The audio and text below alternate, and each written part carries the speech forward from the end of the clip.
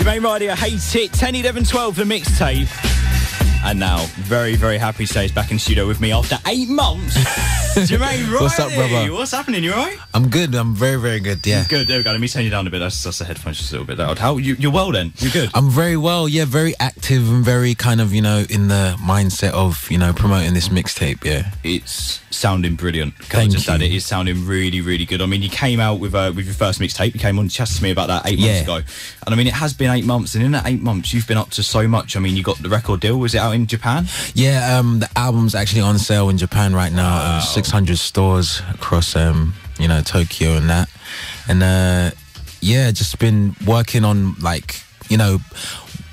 building the fan base and building awareness for the type of artist I want to be and what I want to represent over here. And I think that was a great, boost of confidence, because I'm still unsigned. Yeah.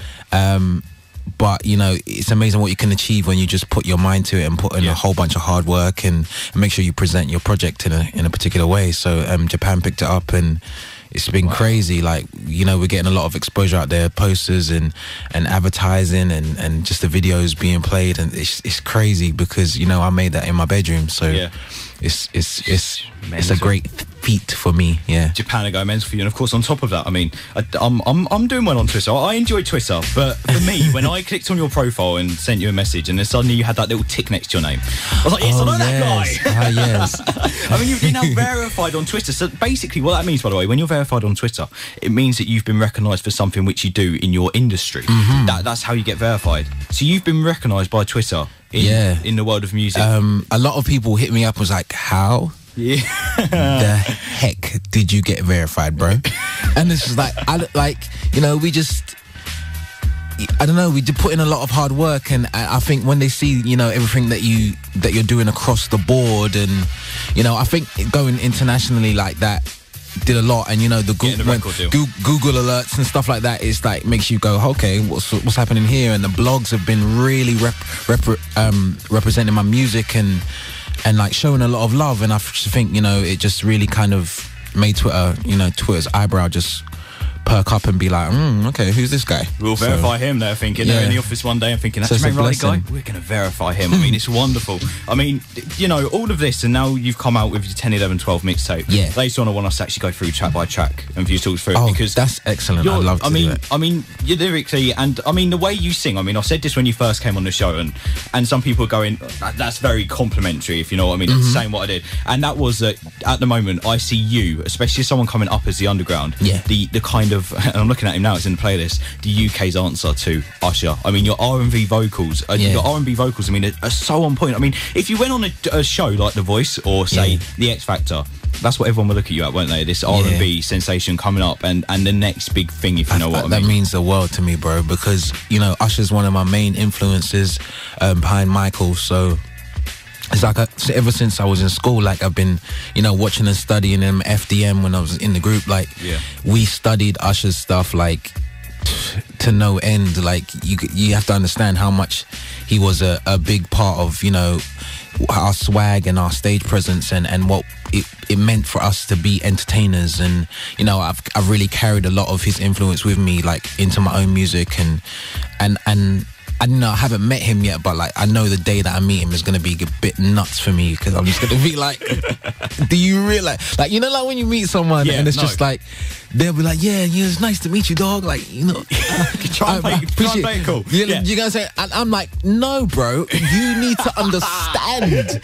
I don't need you to, thank you, whatever. You need to understand exactly how much you've had an influence in my life. I don't think a lot of artists don't really understand it, and I might be victim to that as well, not understanding, because people tell me that I've inspired them, and it's just a blessing, and all you can really do is say thank you.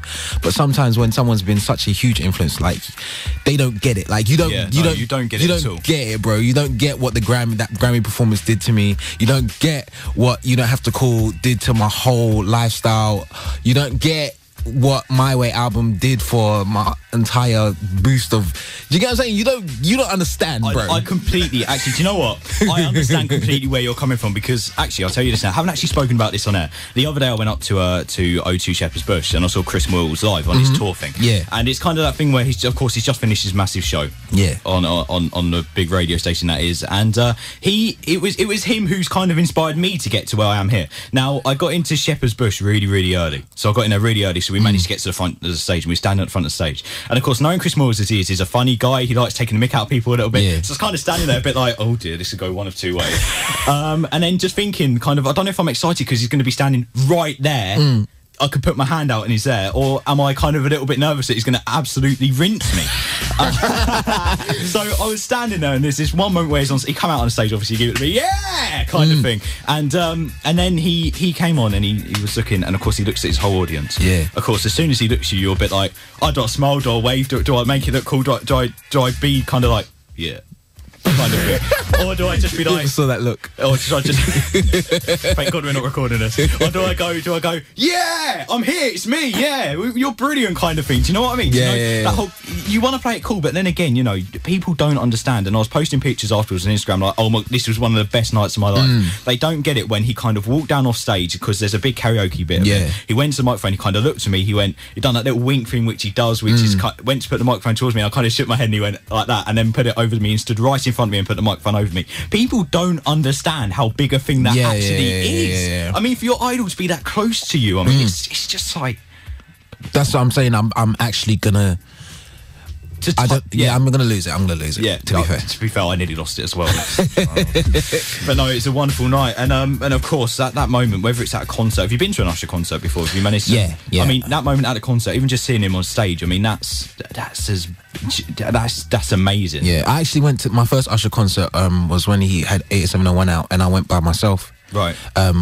My mum had bought me tickets for my birthday, and that's a massive thing. I mean, that is a massive thing. When you get them tickets, like, oh my God, I'm going to see him. I got the tickets, and this is obviously after, you know, he had come out with 8701, and he had been, you know, tunes were massive. You Remind Me just come out, so everyone was like, so he was the man at that point. Like no one else of his caliber was doing anything ever in life. No. So it was like.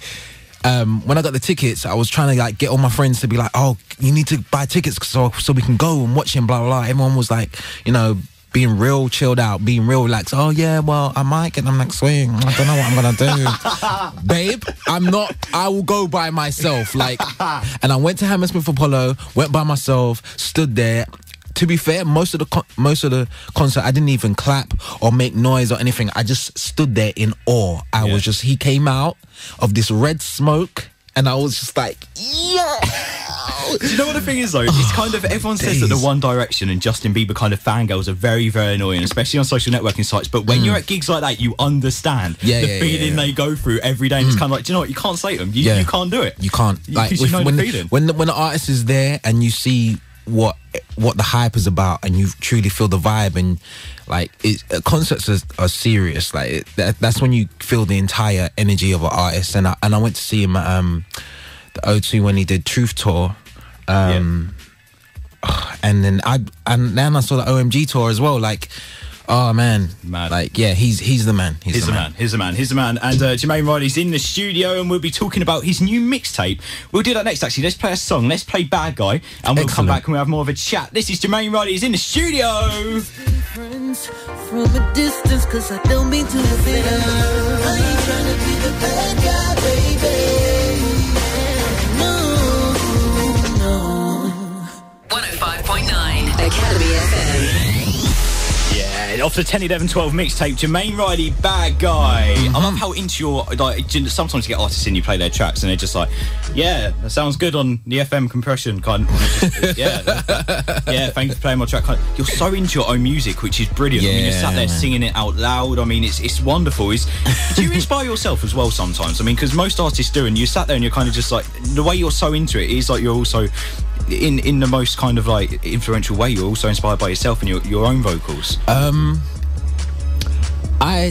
It's a complicated thing to talk about, because if you say it does. If you do turn around and go, yeah, I inspire myself. Sometimes it can sound a little bit. Yeah, I'm amazing. Then, I mean, no, Jake. Do you know what I mean? It's like a it's kind of like you always want to outdo yourself, better yourself. Yeah, you want to, like, I feel like vocally I'm getting better and better. Like, I think this album, well, the thing is, everyone keeps calling it an album, but it's a mixtape, and like, I really appreciate that because it shows how much, you know, my hard work is actually being recognized on, you know, people feeling that, okay, yeah, I got Jermaine's new album. It's like, it's not an album, it's a mixtape. Like, these are songs that I've kind of refixed and revamped and put my own spin on, but like, people are really appreciating it like it's my original music. It's amazing. So it's definitely the type of thing that we'd hear you do, isn't it? This is the kind of music which you would do. I mean, and also we go through the mixtape now, actually, because I was going to say, like, the record with Diggy, the one which you done with Diggy, and the kind of the rap on it as well, it all works perfectly, doesn't it, with an R&B kind of voice with the rap on top. But we'll come back to that. We'll go through the mixtape then, 10, 11, 12. You can go and download it now if you go to JermaineRiley.com. You can go and click on the links there. I think it's JermaineRiley.bandcamp.com as well, to just go straight to the download. So let's start with Climax, which is your idol is Usher. It's an Usher track, and that's brave, isn't it, to jump on your idol's track? It was a brave. It was a bit of a risk because, first of all, because, you know, the person has such a big influence over you, you don't want to, like, you're kind of afraid to touch the song. Like, and it's the same with Brandy as well. Like, someone asked me about, like, doing a Brandy song as well, and I'm like, the album just come out, I love it, I'm not sure whether I want to go there because I love her stuff so much. And it's the same with Usher. Like, I was like, do you know what? If I'm gonna do it, I'm gonna do it now because the song, it really kind of fits my range of like, especially with the falsetto and stuff. So I was like, okay, cool. I can really do this one really well.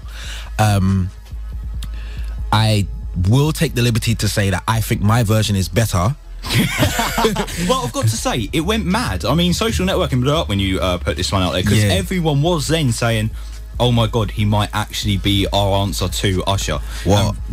I mean, that's the biggest compliment. I mean, after putting out that track, that must have been the biggest compliment. Yeah, it was crazy. The only reason why I say my version is better is because, like, if there's something that I have done that is better than Usher, I'm not saying that his vocal performance on it was sick, but I just feel like I filled it out, like, when the harmonies and just my twist on it. Like, I just feel like, I don't know, me personally, and I don't think it's wrong for me to have a personal opinion because everyone has their personal opinion over everything, but I personally feel like if there's a situation where I've ever done something better than Usher, it's Climax. Like, do you get what I'm saying? And I, you know, everyone knows that he's one of my idols, like one of my icons, so that I'm not trying to disrespect him or anything, but even if I meet him, I'll tell him to his face, bruv, I did that song better than you did. Listen to this, take a few tips, you know. But yeah, like, you know, the foundation was there, and you know, he killed the original, but I just had to put my spin on it, and I love doing that song, and it was really kind of like, as soon as it was finished, I was like, yo, like, this sounds really, really good. It is brilliant. Climax, the first track on the mixtape. What about then What the Night Does with its Diggy Simmons? The way you left, because on most of these the rap isn't kind of left in there. I mean, there's no original vocals in there, but for me, it works so well. It works so well. How that came about was basically I heard the beat, I discovered the beat online, and I thought to myself, let me listen to original. And then I heard his verses, and I was like, it'll be dope if I took one of his verses and put on there, like, as a feature or whatever. But at the end of his first verse, he says, "What the Night Does." And I was like, if that goes into a chorus that I write and I make the title, because it sounds like it's a punchline. Do you get what I'm saying? And I don't necessarily know what he meant by when he wanted to say What the Night Does. But I was like, let me just write the whole song around it, so when people hear it, they'll think that he wrote it because my song's called What the Night Does. He's been in the studio with me, and he's been like, the end, dog, I'm just gonna integrate the title. Admit, when I first listened to it, I thought it was a collaboration. No, I've never met him in my life. I honestly thought it was a collaboration, which is brilliant, because if someone turns around and says to you, did you do that collaboration with Diggy, because I thought you killed it, so you'll turn around and go, well, no, actually, I've just refixed his track, which is kind of a massive compliment. I mean, like, I think his verse was sick, and as soon as I heard the beat and, like, his flow's dope, and I didn't want to, like, completely kick him off the song, and be like, yeah, I'm gonna take your beat or whatever. Not like I ever do that, but still, like I just felt like it would be a nice little ingredient to make the song a bit better. And I did when I did Kryptonite on the 9, 10, 11, like that was his song as well. So yeah, this time around I did another Diggy song, and I think it really came out well. And it's really kind of like really R&B. It's like really R&B, kind of like reminiscent, like back in the day R&B, like just the arrangement, and like I feel like the chorus is very kind of like that old school type R&B. And yeah, after I put out one of the other singles off the mixtape, I really want to kind of to represent R&B again and just kind of create like a summer tune. Yeah, it sounds brilliant. I mean, Diggy, again, as you said, killed it. I mean, his verses on the original track are even brilliant. I mean, we've just heard Bad Guy. I mean, that's what you do, don't you? That sums that kind of track. Kind of sums what you do up, I think, personally, because the lyrics and your vocals, and of course the beat as well, it all that is you. If you could, most of the songs on the album, I mean, you say Clouds as well, also, and I Hate It. I mean, I think I Hate It's a little bit different to the rest, mainly because of like the at the end it's something different. I mean, it's something totally different at the end. I mean, when they're talking at the end, I'm like, do I talk over this, or shall I leave it playing? Shall I let the talking on the track continue on the radio, or do I talk over it? I mean, it's something completely different. But Bad Guy and say Clouds, I mean, that's what you do best, isn't it? Them two tracks. I mean, like I really want people to recognize like my songwriting. Yeah, I didn't want to just do like covers, and I never really want to do that. And it's the reason why I don't really like no disrespect to anyone who does, but I don't really like, you know, just sing songs on YouTube and stuff like that. Yeah, because I feel like, I don't know, I feel like I'd only be showing you a percentage of what I do, and I really want to do something. Like, it's not enough for someone to say, oh yeah, you killed that song, so and so's track. I kind of want, there's a desire deep down in me that wants you to recognize what I can actually bring to the table, like my actual talent, like, and like, you know, beyond singing, like I want to songwriting is very important to me. Like I love lyrical wordplay and storytelling and just making stuff my own. I just feel like it means a lot more when someone compliments you on something that you've made your own. Yeah, like that's why I'm kind of make it my thing to write entirely new songs. And you know, even when I'm tempted, even when it's a great song over the original and I'm tempted to use parts of it, I'm like, no, just write a whole new section, yeah, switch it up, like make it your own.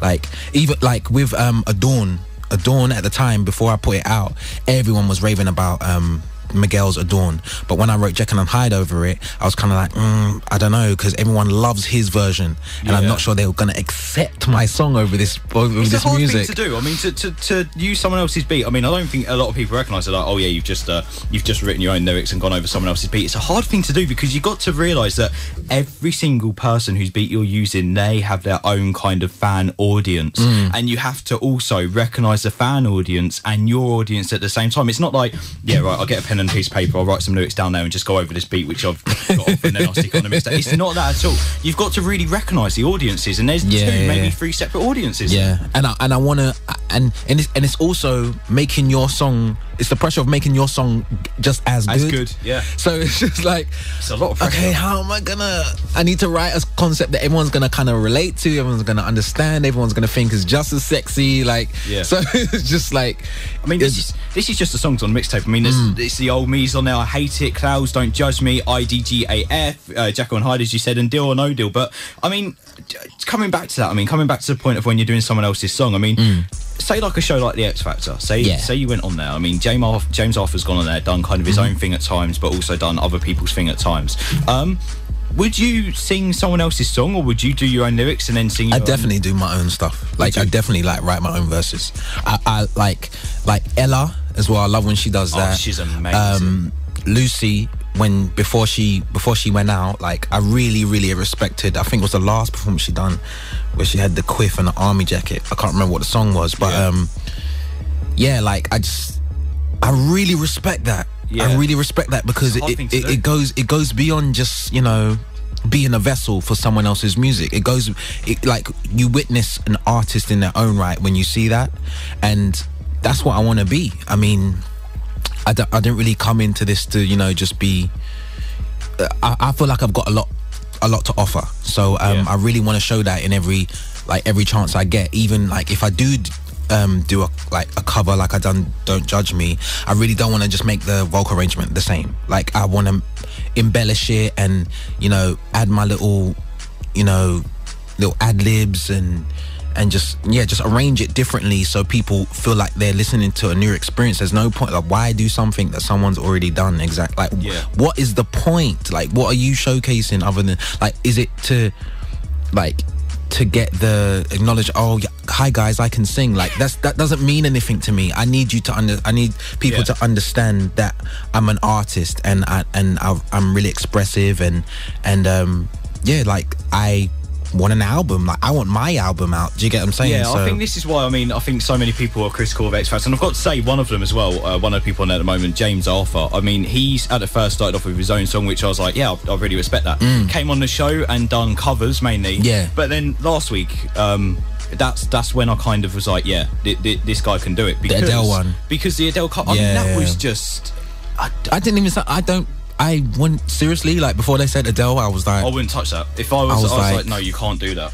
No, I was seriously like, I didn't know that it was an Adele song. Like that's the thing. Like that's how I want to be. I want to like.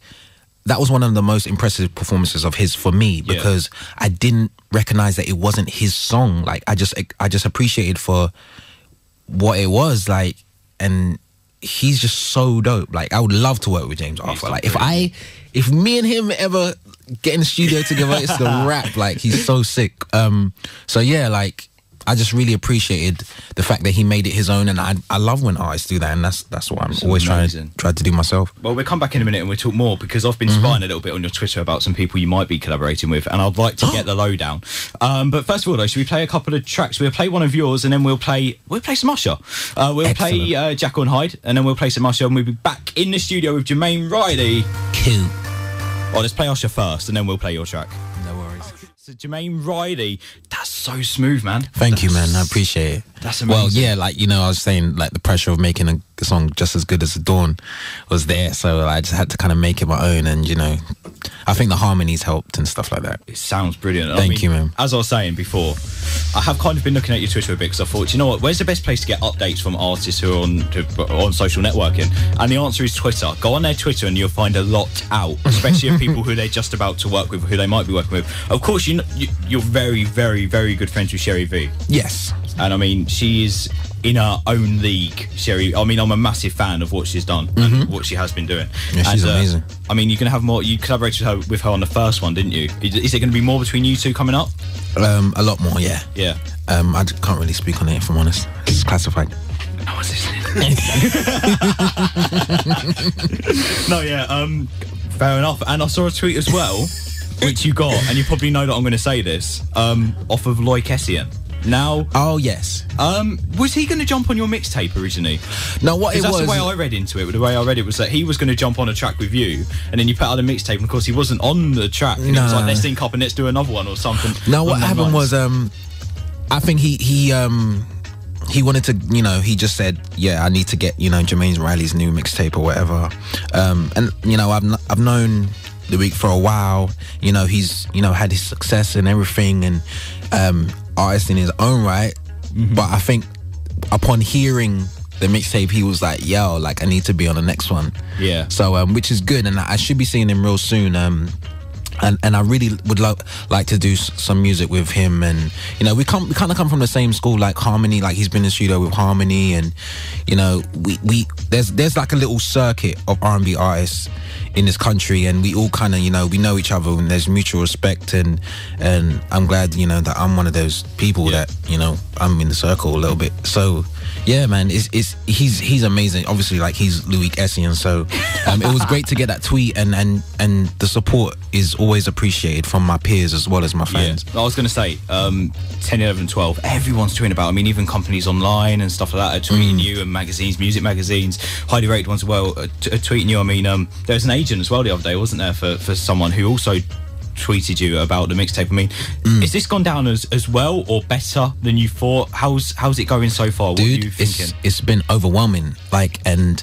like I was saying to my manager, like, it feels different this time. Like, even when put out Hello Earth, and you know there was great success over that. Like, I get in the end 200,000, or is it now over that? Is it? No, it's still around the 150,000. 150,000. That's amazing. So, you know, I didn't expect, you know, a little, you know, just another project I'd done in my bedroom. Yeah. And like the positive response from all the blogs and all the, like, everyone's, like I said, are looking at it like it's like a next album, and all I wanted to do is kind of like give my heroes like kind of what like something to kind of tie them over until the next album. That's all I really wanted to do. But everyone's kind of loving it and really kind of appreciating it, like it's an original project. So it is. It's really sounded great. I was going to say, of course, we threw a couple of names out there. I've got a couple of people following me on Twitter now, and I feel like we're kind of brothers because we're following each other on Twitter. Excellent. I can kind of DM them for you. Definitely. I mean, I've got Sway. I could give him a little DM and see. Please do. Sway. Far East Movement. Oh wow! They might be up for something. Yeah? Yes, please. Unfortunately, not yet. Is Gary Barlow following me? But one day maybe. I love Gary, man. Gary's amazing. He's an artist in his own right, again, as we talk about them. But yeah, them collaborations coming up. Of course, you've just released this mixtape, and you're going to release, like, kind of put the tracks out there a bit more, and are you going to do some videos as well for them? Hopefully I get to do one more visual for it, but there's a lot that I need to do to build up for the next project, and you know, videos cost money, so you know we've got to tighten our belts, and I would love to do, you know, a video for a lot of the songs, just like I did for Hello Earth, but you know, it's just a mixtape. I didn't plan to do. All I wanted to do is Don't Judge Me, and then put it out and everyone appreciate it, and just, you know, move on to the next. But everyone's really gravitating towards this project, so, you know, I might give it one more video. So this is a mixtape. Your next project, are we going to be seeing some music released which could hopefully chart? Yes. And that's going to be your next kind of project. That's I'm so excited about that, because it's kind of, I feel like 10, 11, 12 has really kind of set the tone for it, because it's the first time I'm not talking about like Superman stuff. We're talking about Jermaine Riley. We're actually talking about like the real Jermaine Riley. So the next album's going to be doing exactly the same, and I really hope everyone appreciates that just as much, and if not even more, because I will be putting it on iTunes, and the videos will be on TV and everything. So yeah, that's going to be exciting times for me. Sounding brilliant. And of course, we'll be able to get you on, we'll be able to play your single, and then afterwards we can say, go out and buy it! And it'll be brilliant. But for now, go and download the mixtape 10, 11, 12. I mean, we were saying earlier on about, and I've got to say this, by the way, we were saying earlier on about support and the support you've been getting. I mean, this man sitting over here, Farron, I mean, he's a massive, obviously, support of your music, and, and he manages you as well. He comes around with you. I mean, you made the trip downstairs. Last time I saw you, he's always tweeting about it. I mean, it's been a massive influence. Having Farron McKenzie in my life has been quite... Farron, come and jump on the mic. Come and jump on the tree. Oh, you get him started now. Don't get me started. Let's not do anything. Just don't embarrass me. Do you want me to put the Romeo and Juliet music in the background? Should we make it really? No. Are you sure? You sure? Oh, so Farron, good Lord. Yeah. This can make brilliant radio, by the way, if we get this right. It is. I mean, Jermaine. Yes. What can we say? Quadruple threat. Counterforce, Counter-Strike. Singer, songwriter, performer, graphic designer. Quadruple threat. Really amazing, and all the artwork, I mean, as well, for the stuff as I was saying. He's amazing. He is dedicated, committed, and extremely talented. And the world has only just heard what he's about to unleash. Because bearing in mind that he sends me a lot of stuff. Yeah. So I'm hearing stuff that no one else has heard. And yes, 10, 11, 12 is amazing, but whoa. I'm really looking forward to future stuff, and once again, I mean, you've made the trip down. Thank you for coming down and seeing us down here. We're massive fans of you down here, and we're going to end on one of your tracks. Jermaine Riley, thank you for coming back down to see us. Thank you for having me. I'm going to be back again, like, you know, give you guys the next single whenever you can. Come down, man. Come down and see us. Definitely. We look forward to seeing you, even if it's not to promote stuff. Just come down. We'll have a chat with somewhere. Please, man. Go and see it. And of course, anything in the future, send it my way. I mean, we would love to play your stuff. We'll keep it in a playlist. We'll carry on promoting it. And again, 10, 11, 12. I hope it goes down still amazingly. Thank you, and then the new singles. I hope it's all going well. Jermaine Riley, cheers, mate. Cheers. Peace.